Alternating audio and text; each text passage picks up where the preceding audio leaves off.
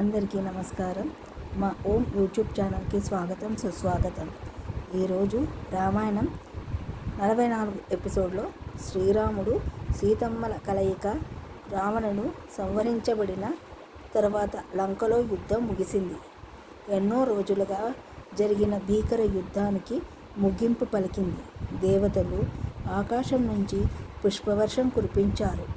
వానరసేన అంతా జై శ్రీరామ్ అంటూ ఆనందంతో నినందించింది. శ్రీరాముడు విభీషణుని చూసి ఇలా అన్నాడు: విభీషణ, అశోకవాటికలో ఉన్న సీతాదేవిని గౌరవంగా తీసుకునిరా. విభీషణుడు వెంటనే అశోకవాటికకు వెళ్ళి శ్రీరాముడు విజయం సాధించారని, ఇప్పుడు ఆమెను కలవాలని కోరుతున్నారని చెప్పాడు.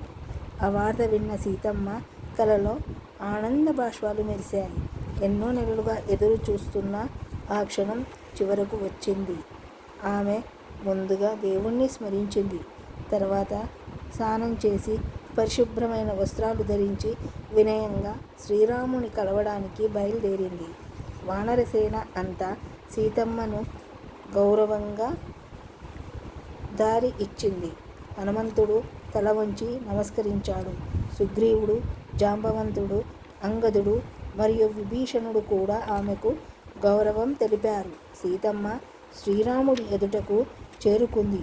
ఎన్నో రోజుల తర్వాత ఇద్దరు ఒకరినొకరు చూశారు. అక్కడున్న వారందరి హృదయాలు ఆనందంతో నిండిపోయాయి. అయితే శ్రీరాముడు ఒక్కరోజుగా తన బాధ్యతను గుర్తు చేసుకుంటూ ఇలా అన్నాడు: సీత, నిన్ను రక్షించడం నా ధర్మం. నీ పవిత్రతపై నాకు విశ్వాసం ఉంది. అయితే ప్రజల ముందు నీ పవిత్రత ప్రపంచానికి తెలియాలి. ఈ మాటలు విన్న సీతమ్మ బాధపడింది. శ్రీరాముడి ధర్మాన్ని అర్థం చేసుకుంది. ఆమె ప్రశాంతంగా నిలబడి తన పవిత్రతను నిరూపించడానికి సిద్ధమయ్యింది.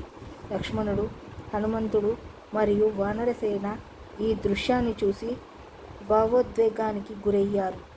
హనుమంతుడి కళ్ళల్లో ఆనందం, బాధ రెండూ కనిపించాయి. ఇక్కడితో ఈరోజు ఎపిసోడ్ ముగుస్తుంది. రేపటి ఎపిసోడ్లో సీతమ్మ అగ్ని పరీక్ష ఎలా జరిగింది, అగ్నిదేవుడు ఏమి ప్రకటించాడు తెలుసుకుందాం. ఈరోజు నీతి, ధర్మం, గౌరవం, నిజాయితీలో జీవితంలో అత్యంత విలువైనది. ఈ వీడియో మీకు నచ్చితే ప్లీజ్ లైక్ చేయండి. మీ కుటుంబ సభ్యులతో మరియు స్నేహితులతో షేర్ చేయండి. ఇంకా ప్రతిరోజు రామాయణం తదుపరి భాగాల కోసం మా ఛానల్ను సబ్స్క్రైబ్ చేయండి. ధన్యవాదాలు.